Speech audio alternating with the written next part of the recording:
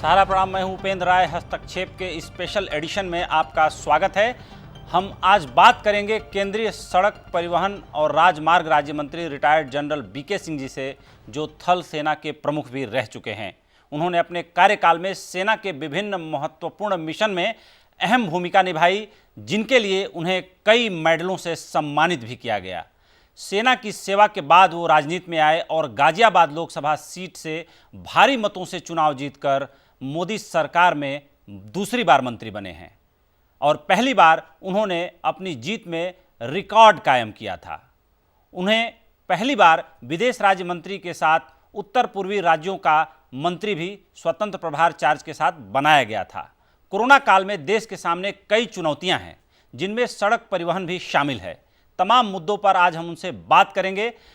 General साहब, आपका हस्तक्षेप के स्पेशल एडिशन में बहुत बहुत स्वागत है और आज पहली बार आपसे हम लाइव इस तरह से बात कर रहे हैं। मुझे बहुत अच्छा लग रहा है कि आपसे। जी नमस्कार। जी नमस्कार सर, नमस्कार। संकट के इस काल में जिस तरीके से सरकार ने पूरी मुस्तैदी से अपनी भूमिका निभाई है, ऐसे में जब आप कई बार एवैक्यूएशन के लिए अलग अलग समय पर अलग अलग मिशनों में आपको पिछले कार्यकाल में भेजा गया और बहुत ही सफलतापूर्वक कुछ खतरनाक मिशन में भी आपने भारतीयों को बाहर निकाला और उनको बाहर लेकर के आए। अब वंदे भारत मिशन चल रहा है। हालांकि आप विदेश मंत्रालय में नहीं हैं, सड़क परिवहन मंत्रालय का जिम्मा आप संभाल रहे हैं। कोरोना संकट के बीच मजदूरों का पलायन एक बहुत बड़ा मुद्दा है। यूपी में इसे लेकर सियासत काफ़ी तेज है। इस सियासत के बारे में आपकी क्या राय है और इसको आप किस नज़रिए से देखते हैं, क्योंकि मजदूरों की बदहाली किसी से छुपी नहीं है। उपेंद्र जी, ऐसा है कि उत्तर प्रदेश में कोई राजनीति नहीं है जी। राजनीति प्रियंका वाड्रा जी की तरफ से की गई। वो राजनीतिक रोटियां सेकना चाहती थी और उन्होंने कहा हम 1000 बस देंगे। हमारा दिल पसीज रहा है क्योंकि मजदूर चल रहे हैं, श्रमिक अलग अलग प्रदेशों से चल के जा रहे हैं। लेकिन उन्होंने ये नहीं सोचा कि उन प्रदेशों से ज्यादा चलकर जा रहे हैं जहां पर कांग्रेस का वर्चस्व है। महाराष्ट्र, राजस्थान, पंजाब, वहां से ज्यादा लोग चलकर जा रहे हैं। तो ये 1000 बस देने से पहले जी, और अपने उनके जितने भी एडवाइजर हैं उनकी बात सुनने से पहले अगर वो थोड़ा सा ध्यान देती और कहती कि राजस्थान, हम आपसे 500 बस नहीं ले रहे, आप इनको इस्तेमाल करिए, मजदूरों को उनके घर तक पहुंचाइए, तो शायद राजनीतिक रोटियां कुछ सिकती। लेकिन क्योंकि राजनीतिक रोटियां सेकनी थी, उन्होंने कहा हम 1000 बस देंगे उत्तर प्रदेश को। आप हाईवेज ट्रांसपोर्ट मिनिस्ट्री, उनकी आशा ये थी उपेंद्र जी, आशा ये थी जी कि लोग बाग कहेंगे कि हमें नहीं चाहिए। और मानकर चलिए, जिस प्रकार से उत्तर प्रदेश की सरकार श्रमिकों को अपने घर तक पहुंचा रही है अपने बलबूते पर, उनको ये 1000 बस की जरूरत नहीं थी। आप हाईवेज ट्रांसपोर्ट मिनिस्ट्री, लेकिन योगी जी ने कहा कि दे दीजिए। एक सवाल निकल के आ रहा है। उनको पता था कि ये दे नहीं सकते हैं। जी, एक हाईवेज ट्रांसपोर्ट मिनिस्ट्री से जुड़ा हुआ एक सवाल है। जो हाईवे ट्रांसपोर्ट मिनिस्ट्री का डेटा है कि अपने देश में करीब 20 लाख बसें हैं टोटल, सब मिलाकर के, रोडवेज, सरकारी, गैर सरकारी, रजिस्टर्ड। करीब 7 करोड़ लोगों को ढोने की क्षमता है, पूरे देश की बसों को जोड़ लिया जाए। और हमारे देश में करीब 19,000 से 20,000 के बीच ट्रेनों की संख्या है। आमतौर पर जो डेटा उपलब्ध है वो बताता है कि 2 करोड़ से ज़्यादा लोग एट अ टाइम ट्रेनों में सफ़र कर रहे होते हैं। कुल मिला दिया जाए बस और ट्रेन की क्षमता तो 9 करोड़ लोग जो है ढोए जा सकते हैं, सारी क्षमता को जोड़ के। ऐसे में आपको नहीं लगता कि संपूर्ण लॉकडाउन के दौरान जब मजदूरों के इस तरह के हालात सामने आने लगे तो एक रिजॉल्व हाईवेज ट्रांसपोर्ट मिनिस्ट्री की तरफ से प्रधानमंत्री के जरिए राज्य के मुख्यमंत्रियों तक जाना चाहिए था कि अगर ऐसी बात है, सबका मन है मजदूरों को लेकर के, तो हम मदद करते हैं, हम रास्ता आपको सुझाते हैं। इस तरीके से सबको एक साथ घर भेजा जा सकता है 2 बार, 3 बार, 4 बार के स्टेंसेज में। उपेंद्र जी, जी, माननीय प्रधानमंत्री जी ने बहुत साफ कहा था, सब प्रदेश जितने श्रमिक हैं उनको वेतन दें, अगर वो किराए पर रह रहे हैं तो इस चीज का यकीन करें कि कोई उनसे किराया ना मांगे जी और कोई भूखा ना रहे। जी प्रदेशों को इस पे काम करना चाहिए था कि नहीं? बिल्कुल। लेकिन पिछले 10 दिन में मैं देख रहा हूं अचानक पलायन शुरू हो गया। फोटो तो बड़ी अच्छी खींच के ला रहा है मीडिया, वो जो पैदल चल रहे हैं, उन प्रदेश के लोगों से जो सत्ताएं हैं वहां पर, उनसे पूछा क्या आपने कि भाई आपने इनको पैदल क्यों चलने दिया? कि आपके पास गाड़ी नहीं थी? मैंने जितनी आप बसें बता रहे हैं सब प्रदेशों के नीचे हैं। जनरल साहब, सहारा न्यूज नेटवर्क इकलौता ऐसा चैनल है जिसने मजदूरों को लेकर के काफी ज्यादा सेंसिटिव है, और हमने जितने प्रोग्राम किए किसी चैनल ने मजदूरों के मुद्दे को इतना प्रमुखता से नहीं उठाया है। और महाराष्ट्र सरकार के कई मंत्रियों से, मुख्यमंत्री को छोड़ करके, क्योंकि मुख्यमंत्री तो किसी हॉस्पिटल में गए ही नहीं देखने कोरोना पॉजिटिव लोगों को, मरीजों को, वो अपने घर से बाहर निकले ही नहीं। और उनके ही एक मंत्री ने हमारे प्रोग्राम में बताया कि वो हार्ट के पेशेंट हैं, इसलिए हम सब ने एडवाइस किया है कि वो घर पे ही रहें, कहीं उनको इन्फेक्शन न लग जाए। तो मेरा ये मानना है कि लॉकडाउन 4 में तमाम रियायतें दी गई, लेकिन पब्लिक ट्रांसपोर्ट सिस्टम को लेकर के स्थिति स्पष्ट नहीं हुई। क्या इस बारे में जल्द ही कोई गाइडलाइन जारी की जा सकती है क्या? उपेंद्र जी, स्थिति बहुत स्पष्ट थी जी देखिए, अभी वायरस का संक्रमण गया नहीं है। बिल्कुल। हर एक चीज को अलग अलग तरीके से कदमवार रखा गया। पब्लिक ट्रांसपोर्टेशन के लिए यह कहा गया था कि थोड़ा रुकिए, क्योंकि इसमें संक्रमण का ज्यादा खतरा होता है, इसलिए इसको थोड़ा देर में खोलेंगे। आपने जितनी नफरी बताई, इतने लोग जा सकते हैं। हमारे यहां जो ट्रेन लग रही हैं, अगर उसके अंदर हम व्यक्तिगत फासला रखकर लोगों को बैठाते हैं, सिर्फ 1,500 लोग आते हैं एक ट्रेन में। सोशल डिस्टेंसिंग को पालन किया जाए तो और जी। हमारे, हाँ जी, तो इसी तरह से बस के अंदर सोशल डिस्टेंसिंग का पालन किया जाता है, कम लोग आते हैं। लेकिन किसी भी प्रदेश को केंद्र ने यह नहीं मना किया कि आप अगर जरूरत पड़े तो सोशल डिस्टेंसिंग का उपयोग करते हुए, उसके मानकों का उपयोग करते हुए आप लोगों को ले जा सकते हैं। अगर वो पूछते, अगर राजस्थान से पूछते कि जी हमारे यहां लोग बाग पैदल चल रहे हैं, हम उनको ले जाना चाहते हैं, पर मूल सवाल जो मेरे मन में ये है और मैं आपके पास छोड़ना चाहता हूं, पलायन क्यों हुआ? ऐसी क्या स्थिति आई कि पलायन करना पड़ गया? पलायन, गाजियाबाद से पलायन नहीं हुआ।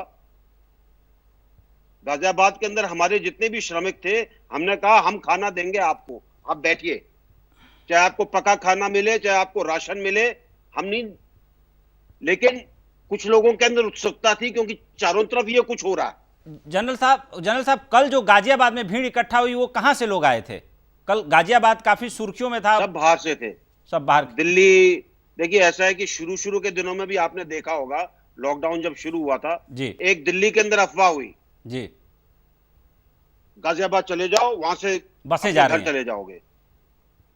बहुत लोगों को गाड़ियां अनाउंस करती हुई देखी गई, गाजियाबाद जाओ, गाजियाबाद जाओ, गाजियाबाद जाओ। अब ये सरकार थी कि उनके कार्यकर्ता थे, दिल्ली सरकार के कौन थे मुझे नहीं पता, लेकिन डीटीसी की बसें उनको गाजियाबाद के आनंद विहार तक लाकर छोड़ जाती हैं कि यहां से पैदल चले जाओ। 3-4 दिन आपने तब भी जमघट देखा होगा। बिल्कुल, आनंद विहार का अब भी किस्सा वही हाल सबसे, है। बिल्कुल। 2014 कल हमने 15,000 लोगों को भेजा, जी, परसों हमने 14,000 लोगों को भेजा, उससे पहले हमने 10 को भेजा। इसी तरीके से हम जो आ रहा है उसको हम भेज रहे हैं, उसको खाना खिलाते हैं, पानी देते हैं, कोशिश करते हैं कि वो संतुष्टि के साथ जाएं। और तो और भारतीय जनता पार्टी के कार्यकर्ता और सेवा भारती के कार्यकर्ता, उनको जिसको नंगे पांव उसको चप्पल भी देते हैं। बिल्कुल, मैंने सुना, इन बातों को मैंने सुना और देखा भी कुछ सोशल मीडिया पर फुटेज में। कई जगहों पर जूते चप्पल भी रखे गए कि जो मजदूर आ रहे हैं जिनके पैरों में छाले हैं वो पहने।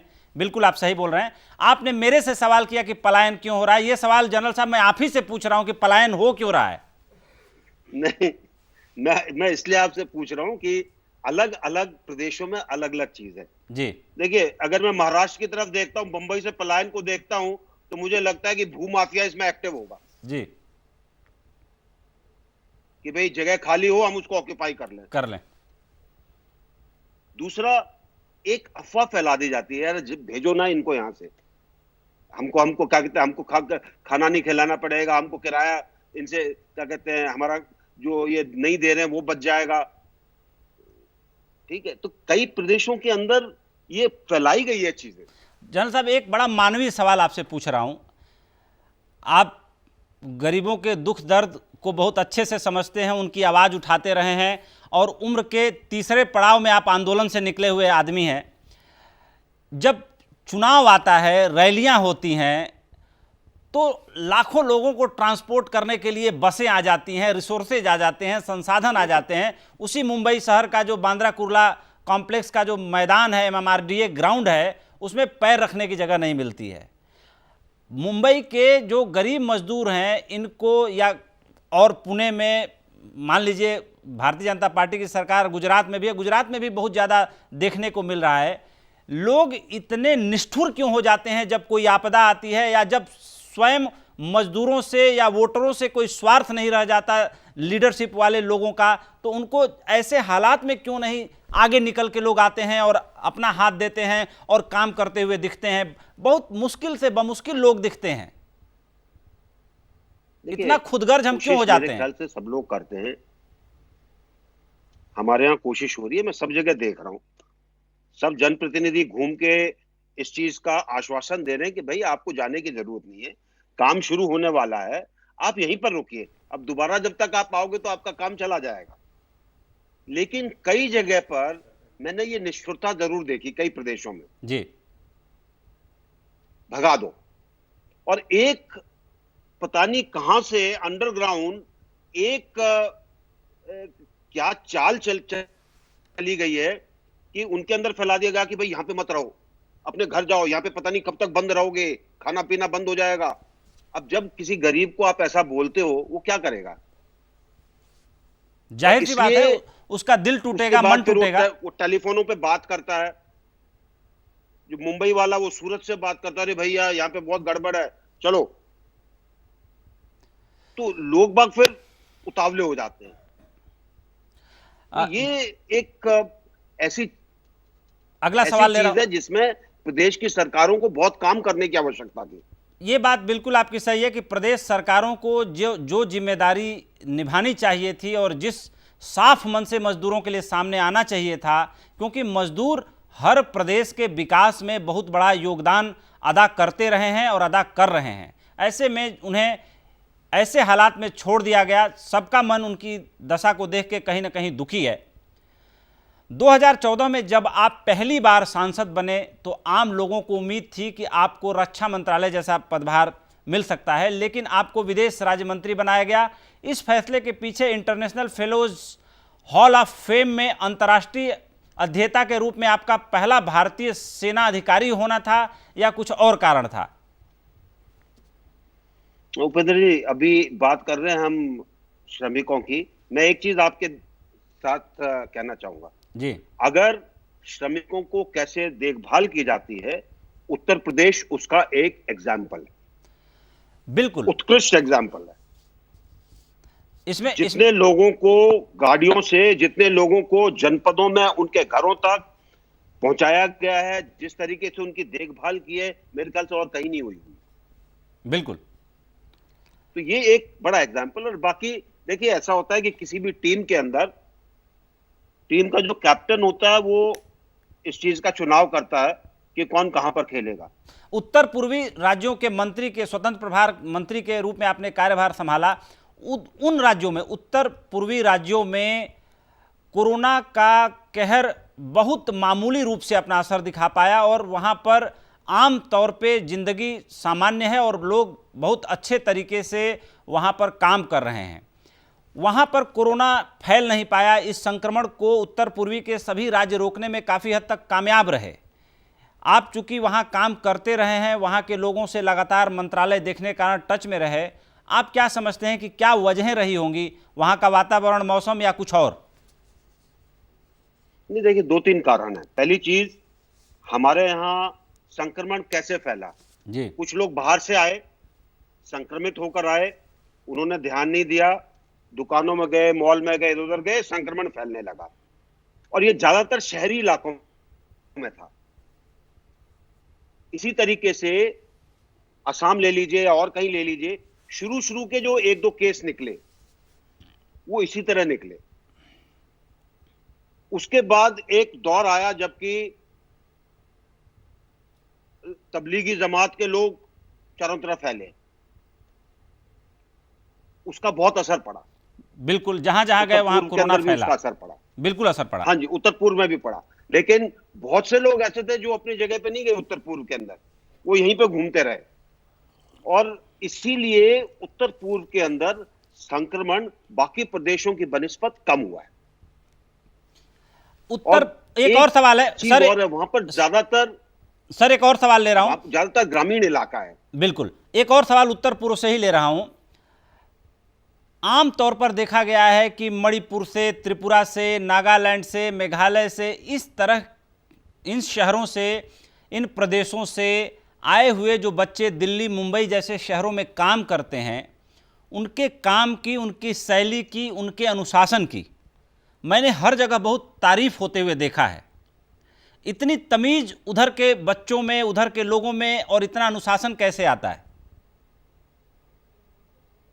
देखिए, मेरे ख्याल से जिस तरीके से वो रहते हैं एक अपने कबीले के अंदर, गांव के अंदर, जो गांव बूढ़ा होता है प्रधान, उसका बड़ा प्रभाव होता है।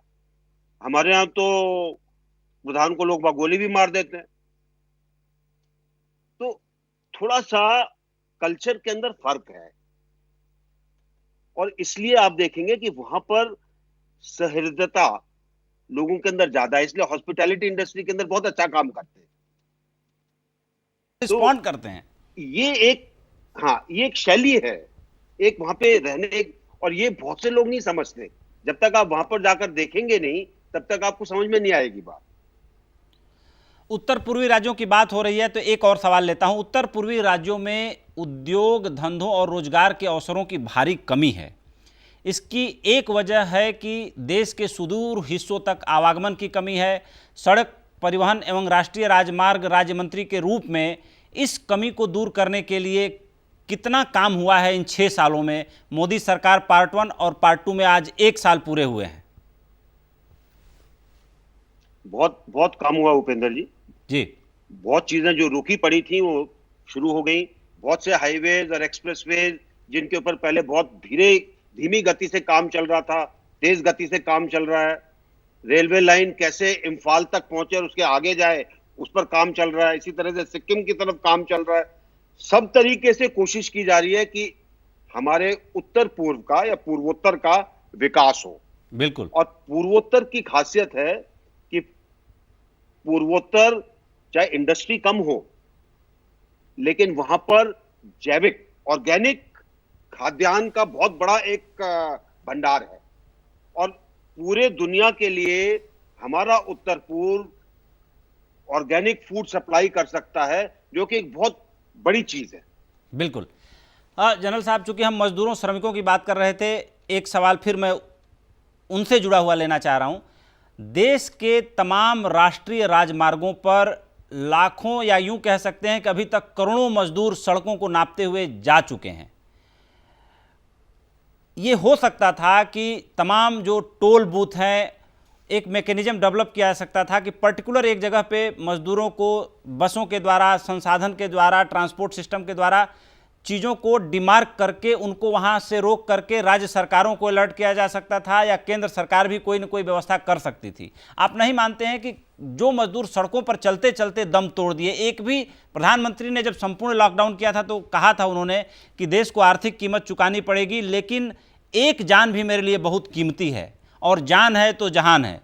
ऐसे में बहुत सारे मजदूर सड़क पर चलते हुए दम तोड़ दिए, बीमारी से रास्ते में तबीयत खराब हुई, वो मर गए। कई सोशल मीडिया पर हृदय विदारक वीडियोस देख के मन रो उठा कि एक माँ अपने मरे हुए बच्चे को गोद में लिए रो रही है और वो कह रही है कि 2-3 दिन से खाना नहीं मिला और तबीयत खराब हुई, मेरा बच्चा चल बसा।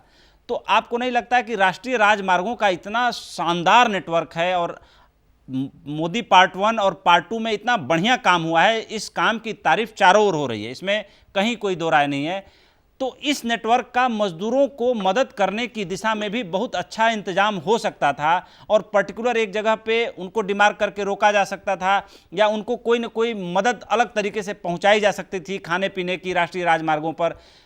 लॉकडाउन के कारण जो ढाबे थे, जो चीज़ें थी, वो बंद रहे, इसके कारण भी बहुत सारे लोगों को बहुत असुविधाएं हुई। अभी भी बहुत सारे मजदूर राष्ट्रीय राजमार्गों पर चलते हुए जा रहे हैं। किसी एक शायर ने कहा कि ऐ सड़क तुझे अपनी लंबाई पे बड़ा गुमान था, लेकिन हजारों मजदूर देख तुझे नापते चले गए। तो कहीं ना कहीं लोगों के मन में, कवियों के मन में, सोशल थिंकर के मन में, हम पत्रकारों के मन में, आप जनप्रतिनिधियों के मन में बात तो है, लेकिन हम कहीं पहुंच नहीं पा रहे हैं मजदूरों की पीड़ा को लेके। उपेंद्र जी, ऐसा है, शुरू के अंदर जो श्रमिक गए जी, उनको जब दूर टॉल दिखाई देता था उसको अवॉइड करते थे। उन्होंने सोचा हमको यहाँ पे रोक देंगे क्योंकि लॉकडाउन लगा हुआ है, हमको कोई जाने नहीं देगा, क्योंकि वो बिना किसी से पूछे चले जा रहे थे। इसीलिए बहुत से लोग रेलवे ट्रैक के ऊपर गए। उन्होंने कहा जी यहाँ पे कोई नहीं मिलेगा, वहां तो ट्रक तो चल रहे हैं लेकिन रेलगाड़ियां नहीं चल रही है, तो हम इसी पे चलते हैं। हमारे हर टॉल को निर्देश था जिसको खाना अगर जरूरत पड़ती है उसको खाना दे दो, लेकिन उन टॉल्स को जितने भी श्रमिक चल रहे थे वो टॉल्स को अवॉइड कर रहे थे। वो गांव में घुस जाएंगे, गांव में से निकलते हुए चले जाएंगे और सड़क के नीचे उतर के दूर रास्ता पकड़ के, बिल्कुल दूर। और गांव, जिस गांव में जाते थे वो गांव मदद करता था, ऐसी नहीं है कि गांव मदद नहीं कर रहा था, सब जगह मदद हुई है। लेकिन जब आप बिना सोचे, बिना कुछ, सिर्फ ये सोच के चल पड़ो कि पहुंचना है, अगर गाड़ी नहीं चल रही तो मैं पैदल जाऊंगा, मैं स्कूटर पे जाऊंगा, मैं साइकिल पे जाऊंगा, मैं रिक्शा कर लूंगा, तो ये सिर्फ इसलिए हुआ कि इन श्रमिकों को यह था कि पता नहीं हमको यहां पे रोक के कब तक रखेंगे। बिल्कुल। और इस मामले में हर प्रदेश सरकार को यह प्रयत्न करना चाहिए था कि उनको बताती, लेकिन कुछ प्रदेश सरकारें ऐसी थी जो बड़ी खुश थी, अरे जाओ, निकल जाओ यहां से उत्तर प्रदेश के, अगर तुमको गाजियाबाद जाना ना, सड़क से क्यों जा रहे हो, दूसरी तरफ से जाओ, वहां से खोड़ा आएगा, खोड़ा से मकनपुर चले जाना, फिर नेशनल हाईवे 24 आ जाएगी। ये भी हुआ है। तो ये बहुत, इसका आसान कोई वो नहीं है, बिल्कुल इसका कोई सेट फार्मूला नहीं है, बिल्कुल आप सही बात कर रहे हैं। और आपदा भी पहली बार आई है, इसका अंदाजा भी किसी को पक्का नहीं था। आपकी बात से बिल्कुल मैं सहमत हूं। आपने ट्रकों की बात की, इस पूरे संपूर्ण लॉकडाउन के दौरान इसेंशियल सर्विसेज को बहाल रखने के लिए कितने ट्रक जो थे खड़े थे और कितने ट्रक जो है ऑपरेशनल थे? सर, कितने ट्रक जो है सड़कों पर चल रहे थे? ये बड़ा इंटरेस्टिंग, लोग जानना भी चाहेंगे कि इस दौरान 55-56 दिन के दौरान कितने ट्रक जो थे चलाए गए और कितने ट्रक जो है खड़े रहे, क्योंकि कुछ ट्रक तो जाहिर सी बात है खड़े रहे होंगे, कुछ जो है सेवा में लगातार काम करते रहे होंगे पूरे देश भर में। देखिए, ऐसा मैं एक अंदाजे से आपको बता सकता हूं प्रतिशत के तौर पर जी। इसेंशियल सर्विसेज के लिए तकरीबन 35% के करीब ट्रक चले होंगे जी। और इसीलिए उसके बाद हमने जब लॉकडाउन फेज 2 जब शुरू हुआ तो, और फेज 3 के आसपास हमने कहा कि नॉन इसेंशियल्स के लिए भी ट्रकों को चलने दें। फिर भी तकरीबन 45% के करीब ट्रक नहीं चल रहा होगा, क्योंकि ट्रकों की आवाजाही के लिए आपको एक सामान तो चाहिए ना, एक जगह से दूसरी जगह ले जाने की। इसीलिए आपने देखा होगा कि तीसरे लॉकडाउन जब शुरू हुआ उसके अंदर पोर्ट, वेयर हाउस, बाकी चीजें जो है उनको इजाजत दी गई ताकि वहां से ये काम हो सके और कैसे आसान हो जाए ड्राइवरों को अपने ट्रक तक आने का काम, कैसे जो मालिक हैं ट्रांसपोर्ट कंपनीज के, वो कैसे ड्राइवर्स को रखें, ये सब हिदायत दी गई। और इसके ऊपर एक पूरे समय बहुत प्रगतिशील तरीके से हमारे मंत्रालय की निगाह थी। सब ट्रांसपोर्ट यूनियन के साथ हमारा संपर्क था, सब प्रदेशों के साथ बातचीत होती थी कि क्या क्या खोला जाए, क्या क्या ना खोला जाए, टोल कब लगेगा, कब नहीं लगेगा, अगर वहां पे जाते हैं तो कैसे सैनिटाइजेशन होगा, कितने ढाबे खोलने चाहिए, ये सब प्रदेशों के साथ बातचीत करके रखा गया। जनरल साहब, एक और सवाल मेरे मन में आ रहा है, उसको याद करते हुए मुझे थोड़ा हंसी भी आ रही है।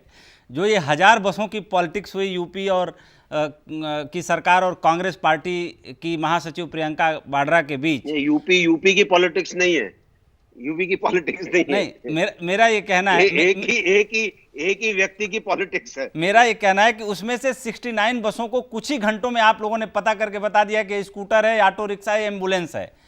तो जो ये ग्रिड हमारे मंत्रालय का ऐप है, आप भी उसको डाउनलोड कर लीजिए। वही मैं ऐप है, उसमें सब कुछ है। ये मैं जानना चाहता हूं कि जो ग्रिड तैयार करने के बारे में मोदी सरकार पार्ट 1 में बात हो रही थी कि पूरे कंट्री के जितने व्हीकल्स हैं उनका एक रजिस्ट्रेशन जानकारी का डेटा, वो ग्रिड हम तैयार करेंगे, तो क्या वो ग्रिड तैयार हो गया है? देखिए, आज जो भी गाड़ी रजिस्टर होती है जी, नंबर के साथ, आदमी के साथ, उसके टेलीफोन नंबर के साथ, सारा का सारा वाहन में जाता है। यानी अगर आपका चालान आता है जी, आपको टेलीफोन जो आता है, वो टेलीफोन नंबर वो है जो आपने रजिस्ट्रेशन के समय दिया है। तो चीजों को बहुत अच्छा किया गया है। और मेरा मानना है कि जिस प्रकार से माननीय मोदी जी डिजिटाइजेशन और दूसरी चीजों को सुलभ करने का प्रयास कर रहे हैं, इसका अभी तक कोई उदाहरण नहीं मिलता। बिल्कुल।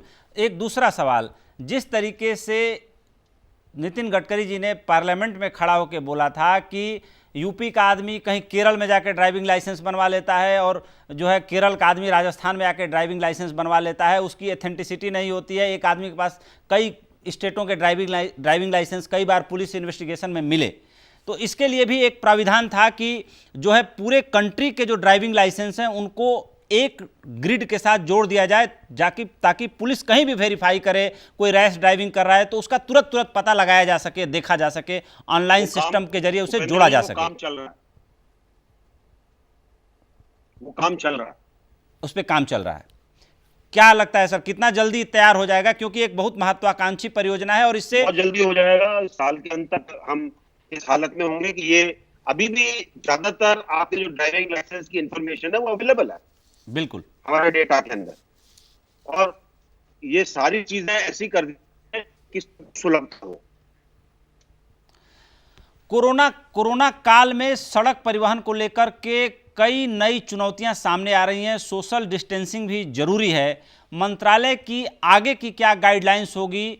जरूरी वस्तुओं के अलावा बाकी परिवहन व्यवस्था भी ठप है, वाहन मालिक और चालक भी संकट का सामना कर रहे हैं। आगे क्या प्लानिंग है? किस तरह से सड़क परिवहन को खोलने का विचार बन रहा है? उपेंद्र जी, ऐसा है कि कोई भी जो फैसला है एक अकेला मंत्रालय नहीं लेता है जी। सब लोग बैठकर बातचीत करते हैं, अलग अलग इसके लिए ग्रुप बने हुए हैं। लॉजिस्टिक्स का एक अलग ग्रुप है, वो लोग बातचीत करेंगे, इसके ऊपर बाकी प्रदेशों से इसके ऊपर सलाह मशवरा होगा और एक अच्छे निष्कर्ष के ऊपर करने के बाद फिर मिनिस्ट्री ऑफ होम जो है उसको प्रोमुलगेट करेगी, उसको लागू करेगी।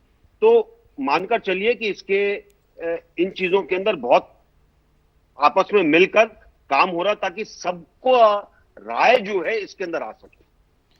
वाहनों की परमिट वैधता और बाकी कागजातों को लेकर मंत्रालय आगे किस तरह की गाइडलाइन बनाने पर विचार कर रहा है? क्योंकि बहुत सारे वाहन जब पकड़े जाते हैं तो पता चलता है कि कागज ही फर्जी है, पता चलता है कि इस स्टेट का कागज है, दूसरे स्टेट में वही वाहन उसी नंबर पर रजिस्टर्ड है। इसको लेकर के भी एक पॉलिसी आपके मंत्रालय में बन रही थी। देखिए ये जो हमारा जो वाहन ऐप बना है वो इसी चीज को दूर करने के लिए। आज हमारे पास लिस्ट आती है, हम उसमें से खटाखट आपको बता देते हैं कि ये तिपहिया वाहन है, ये बस नहीं है, ये दुपहिया वाहन है, ये बस नहीं है, ये छोटा ट्रक है, ये बस नहीं है। ये वाहन के अंदर सारी चीजें दी गई हैं हमारे ऐप के अंदर। और ये सारी इंफॉर्मेशन जो है उसी तरीके से एकत्रित की जा रही है, और सबके सब आप देखेंगे कि साल के अंत तक इतना डिजिटाइजेशन हो जाएगा कि आपको हर तरीके से सुविधा मिलेगी। एक एक बात आपके बारे में हमेशा से मेरा मन रहा है पूछने का, आपको अभिनय का भी शौक रहा है। सेना में रहते हुए आप नाना पाटेकर की फिल्म प्रहार में गेस्ट अपीयरेंस में थे। इस शौक को आप कैसे पूरा करते हैं, या ये शौक अभी पूरा नहीं हुआ, इसे और पूरा करेंगे? वो एक अलग चीज थी। अभी जनप्रतिनिधि के रूप में काम करने का मौका मिला है जनता के लिए, तो बाकी सब चीजें पीछे अलग हो गई हैं। प्रहार फिल्म में नाना पाटेकर ने कहा था कि हमें आज़ादी बहुत सस्ती में मिल गई है, देश के हर नागरिक को अपने जीवन का कुछ साल सेना में देना चाहिए, तब हमें अपनी आज़ादी के प्रति जो सच्ची श्रद्धांजलि है या सच्चा भाव है वो प्रकट होकर आएगा और देश के प्रति वो राष्ट्रभाव जुड़ेगा। जब नाना पाटेकर को कोर्ट में पेश किया गया था उस फिल्म में, क्या आप मानते हैं कि हर नागरिक को अपने देश के लिए जो सेना में कुछ वक्त बिताना चाहिए, देना चाहिए, जैसे इजराइल में मैंडेटरी है? उपेंद्र जी, ऐसा है कि जिस दिन हर नागरिक को अपने कर्तव्य बोध का ज्ञान होगा देश के लिए, जो सिर्फ मांगने के ऊपर नहीं, लेकिन मैंने करना क्या है अपने देश के लिए, उस दिन के उसको अच्छा नागरिक बनने के लिए सिर्फ वही चाहिए। वो देश के लिए काम करेगा, वो देश की जरूरत समझेगा और अपने देश को आगे ले जाने के बारे में सोचेगा। आगे बढ़ते हैं, प्रोग्राम के आखिरी चरण में पहुंच चुके हैं। अपनी आत्मकथा करेज एंड कन्विक्शन में आपने लिखा था कि तत्कालीन गृह मंत्री पी चिदम्बरम का नक्सल प्रभावित क्षेत्रों में सेना की तैनाती के खिलाफ आवाज उठाना उनको रास नहीं आया था। अब आपकी पार्टी की सरकार है, अब ये कदम क्या उठाना जरूरी आप समझते हैं, या पैरामिलिट्री फोर्स उसको बखूबी निभा रही है? देखिए, गृह मंत्रालय ने बहुत सोच समझकर इसके लिए एक कूटनीति बनाई है और उसके ऊपर चल रहे हैं। और आप अगर देखेंगे कि पिछले 6 साल में काफी फर्क आया है। बिल्कुल। जहां तक उपद्रवी होते हैं, जहां तक वो कुछ ना कुछ करने के लिए उनको 365 दिन एक दिन मिल जाता है। बिल्कुल। लेकिन मुझे आशा है कि जिस तरीके से अब कंट्रोल रखा गया है, जिस तरीके से इलाकों का विकास हुआ है, उससे नक्सलवाद जल्दी खत्म होगा।